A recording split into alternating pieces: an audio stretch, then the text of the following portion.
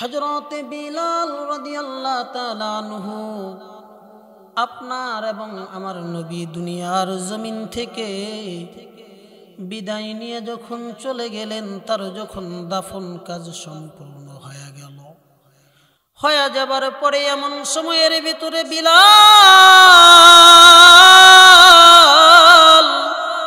আবু বকর সিদ্দিক রাদিয়াল্লাহু তাআলা আনহুর সামনে গিয়ে উপস্থিত হয়ে গেলেন। তার মাথার মধ্যে ছোট্ট একটা বস্তা রয়েছে। আবু বকরকে ডাক দিয়ে বলতেছেন, ও আবু বকর, আপনি আমাকে বিদায় দিয়া দেন, আমি আর মদিনার জমিনের ভিতরে থাকব না। আবু বকর বলতেছে, বিলাল কেন কেন কেন তুমি মদিনার জমিনের ভিতরে থাকবে না? বিলাল রাদিয়াল্লাহু তাআলা আনহু ডাক দিয়া বলতেছেন, ওগো আবু বকর, আমি রাসূলের রওজার দিকে তাকালে সহ্য করতে পারি না, আমার কলিজার ভিতরে দাউ দাউ দাউ দাউ করে আগুন জ্বলে। এই জন্য আমি আর মদিনার জমিনের ভিতরে থাকব না, আমাকে বিদায় দিয়া দাও। এই কথা বলবার পরে আবু বকর বলে, না না, গত কয়েকদিন থেকে আজান হয় না রে আবু বকর। বিলাল, অতএব তুমি কি করো? আজান দাও, আজান দাও। এই কথা বলবার পরে বিলাল বলে, আবু বকর, আপনি কি আমাকে ক্রয় করেছিলেন নিজের স্বার্থের জন্য না আল্লাহর সন্তুষ্টি অর্জনের জন্য? এমন সময় আবু বকর ডাক দিয়া বলেন, ও বিলাল, আমি তো তোমাকে আল্লাহর সন্তুষ্টি অর্জনের জন্য ক্রয় করেছিলাম। ক্রয় করে আমি তোমাকে আজাদ করে দিয়েছি রে বিলাল। এই কথা বলবার পরে এইবার বিলাল রাদিয়াল্লাহু তাআলা আনহু ডাক দিয়া বলতেছেন, এটাই যদি সত্য হয় তাহলে আপনি আর আমাকে আজান দিতে বলবেন না, আমাকে বিদায় দিয়া দেন, আমি সিরিয়ার জমিনের ভিতরে চলে যাব। আল্লাহর পাগল বিলাল সিরিয়ার জমিনের ভিতরে চলে গেল। চলে যাবার পরে হঠাৎ করে একদিন ঘুমের ঘরে স্বপ্নে দেখতেছে রহমতে আলম নবী আর রওজার ভিতরে নাই। বিলালের কাছে গিয়ে ডাক দিয়ে বলতেছে, বিলাল, এটা তুমি কেমন জুলুম শুরু করেছো? আজ কতদিন হয়ে তুমি আমার জিয়ারতে আসো না, তুমি তো আমাকে সুন্দর কণ্ঠে আজান শোনাও না। আসো আসো বিলাল, তুমি আমার জিয়ারতে আসো। এ মুসলমান ভাই, কতটা আশিক নবীর প্রতি বিলাল ছিলেন, যার কারণে নবী নিজে ঘুমের ঘরে বিলালের বাড়িতে গেছেন। এই জন্য আপনাকে এবং আমাকে তেমন নবীজির আশিক হইতে হবে। আর আপনি এবং আমি যদি নবীজির তেমন আশিক হয়া যায়, আল্লামা জালালউদ্দিন সুয়ুতি রহমাতুল্লাহি আলাইহি বলেন, হযরত বিলালের পাশাপাশি জান্নাতে আল্লাহ তাআলা আপনাকে এবং আমাকে থাকার ব্যবস্থা করে দিবেন। আওয়াজ দিয়া বলি সুবহানাল্লাহ, আর একবার বলি সুবহানাল্লাহ, আর একবার বলি সুবহানাল্লাহ। হে মুসলমান ভাই, বিলাল কেমন আশিক ছিল, কেমন আশিক ছিল রে ভাই। এমন সময়ের ভিতরে বিলাল রাদিয়াল্লাহু তাআলা আনহু ঘুম থেকে জাগ্রত হবার পরে মদিনার জমিনের দিকে রওনা হয়ে গেল। তাহাজ্জুদের সময় মদিনার জমিনের ভিতরে পৌঁছে গেল।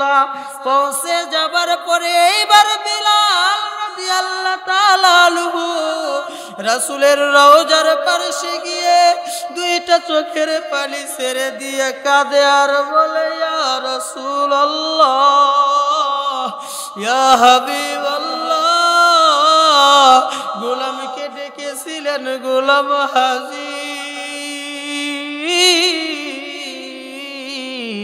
কিন্তু আমি আগে আজান দিলে আপনি নবী নামাজে আসতেন, এখন কি আজান দিলে আপনি নবী নামাজে আসবেননি?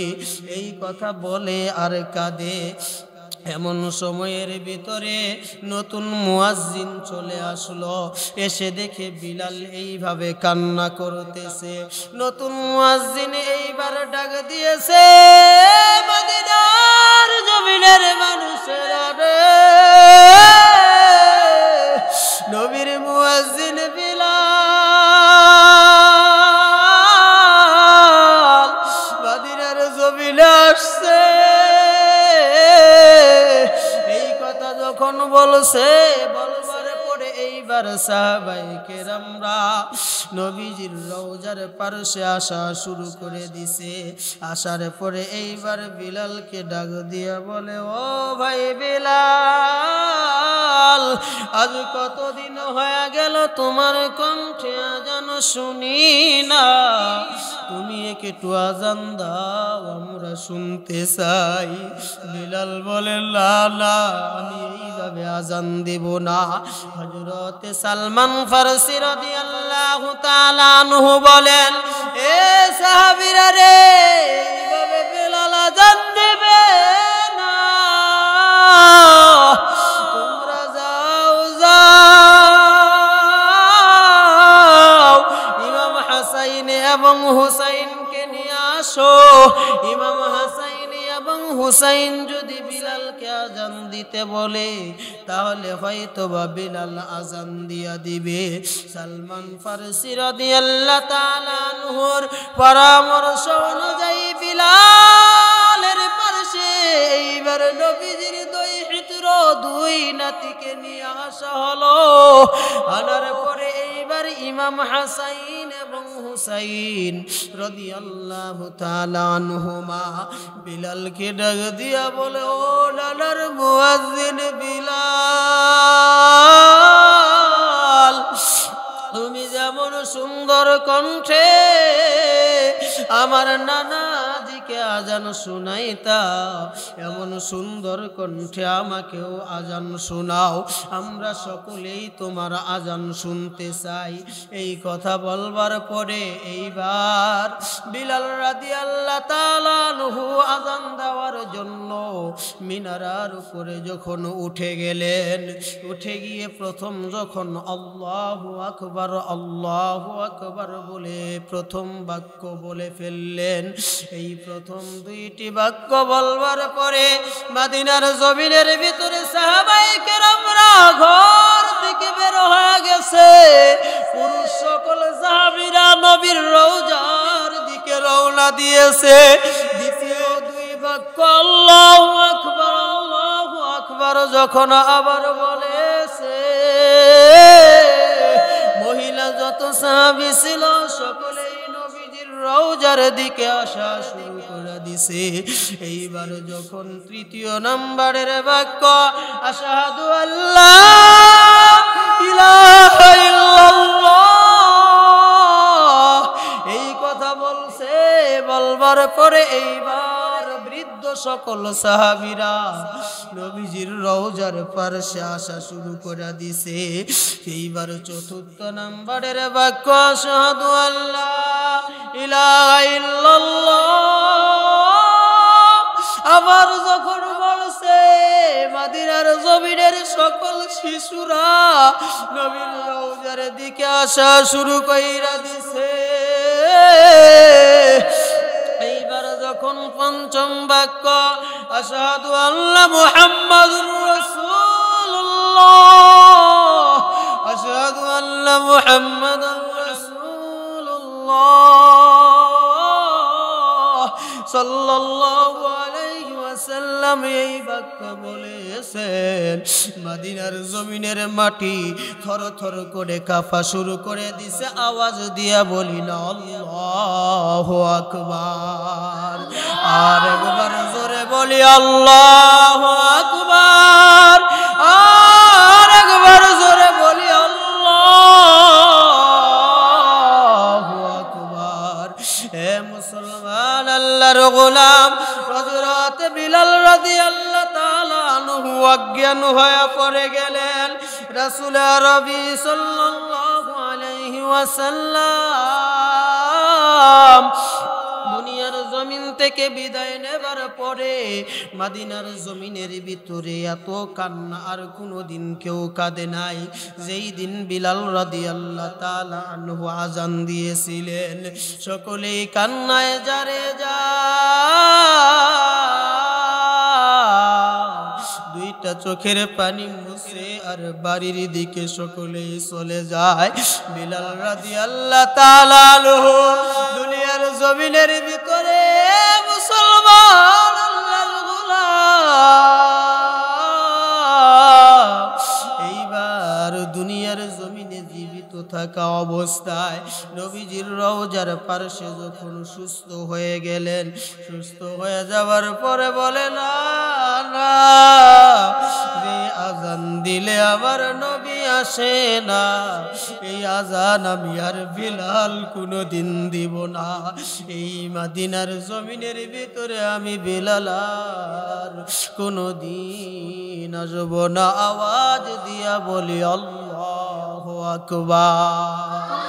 বিলালের মতো হরে আশিক সকলে, তাহলে তো যাবে তোমার কপাল খুলে। বিলালের মতো হরে আশিক সকলে, তাহলে তো যাবে তোমার কপাল খুলে। যেই বিলালে দম ছিল না দুনিয়ার জমিনে, গোলামি করত উমাইয়ার বাড়িতে। নূর নবীজির আশিক হওয়ার কারণে আল্লাহ তাআলা জান্নাতের টিকেট দেয় দুনিয়ার জমিনে। বিলালের মতো হরে আশিক সকলে, তাহলে তো যাবে তোমার কপাল খুলে। এখনো তো আছে সময়, বসে থাইকো না। নূর নবীজির জন্য হরে দিওয়ানা। নূর নবীজির জন্য হইলে দিওয়ানা, তোমারও পর হবেন খুশি আল্লাহ রব্বানা। বেলালের মতো হরে আশিক সকলে, তাহলে তো যাবে তোমার কপাল খুলে, তাহলে তো যাবে তোমার কপাল খুলে, চিৎকার দিয়ে বলুন ঠিক কিনা। কিন্তু দুঃখজনক হলেও সত্য, আজ বাংলার জমিনের ভিতরে এক শ্রেণীর মানুষ রয়েছে যারা রাসূল আরবি সাল্লাল্লাহু আলাইহি ওয়াসাল্লামের আশিক হওয়ার কথা বললে এদের অন্তরের ভিতরে সহ্য হয় না, এদের গায়ের ভিতরে জ্বালা পোড়া শুরু হয়ে যায়। আর যাদের গায়ের ভিতরে জ্বালা পোড়া শুরু হয়ে যায়, এরা আর যাই হোক না কেন, যেহেতু এরা আমার নূর নবীজির সম্মান এবং আশিকদেরকে সহ্য করতে পারে না, এরা কোনোদিন মুসলমান হতে পারে না, পারে না, পারে না। আওয়াজ দিয়ে বলুন ঠিক কিনা। কারণ স্বয়ং আল্লাহ তাআলা এদের ব্যাপারে কোরআনুল কারীমের সূরা কলমের 13 নং আয়াতের ভিতরে বলেছেন, উতুল্লিম বাদা যালিকা জানিম, যে যারা নূর নবীজির সম্মান এবং আশিকদেরকে সহ্য করতে পারে না, এরা কোনোদিন প্রকৃতপক্ষে বৈধ সন্তান না, এরা আমার আল্লাহর ভাষায় অবশ্যই অবশ্যই জারজ সন্তান, জারজ সন্তান। আর এই অবৈধ সন্তানের সঙ্গে বাংলাদেশের সরল মনা সুন্নি কোনো মুসলমানের সম্পর্ক নেই। আওয়াজ দিয়ে বলুন ঠিক কিনা। আল্লাহ তাআলা আমাদের সকলকে এই বেয়াদব, নাস্তিক, কুলাঙ্গার, বদমাইশ, দুশমনের রাসূলদের থেকে দূরে থাকার তৌফিক দান করুক। নূর নবীজির গোলাম হয়ে আল্লাহ তাআলা আমাদের সকলকে কবরের জমিনে যাওয়ার তৌফিক দেই। সকলেই বলি আমিন। আর একবার জোরে বলি আমিন। আল্লাহ তাআলা নূর নবীজির ওসিলা করে আমাদের সকলের তামাম জিন্দেগীর গুনাহগুলো মাফ করে দেখ। সকলেই বলি আমিন।